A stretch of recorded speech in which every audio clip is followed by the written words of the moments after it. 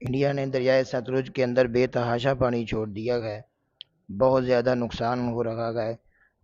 گنڈا سنگھ کے قریب بھی دیہاتوں کے اندر پانی داخل ہو چکا ہے، اور اسی طرح نجابت کے قریب بھی دیہاتوں کے اندر پانی داخل ہو رہا ہے۔ بہت زیادہ فصلیں تباہ ہو رہی ہیں، لوگ پریشان ہیں، اور اسی طرح مال مویشی بھی بہت پریشان ہیں، اور حکومت کی طرف سے کوئی بھی مناسب بندوبست نہیں ہے۔ تو یہ انڈیا نے پاکستان کے ساتھ بہت بڑی دہشت گردی کی ہے، یہ آبی دہشت گردی ہے، ایسا بالکل بھی نہیں ہونا چاہیے۔ حالانکہ انڈیا کے ڈیموں کے اندر وافر مقدار میں جگہ موجود ہے، تو ابھی وہ کسی بھی طرح پانی چھوڑ نہیں سکتے تھے۔ یہ ہماری حکومت کی کمزوری ہے، اس طرح نقصان جو ہے وہ بالکل بھی برداشت نہیں ہے۔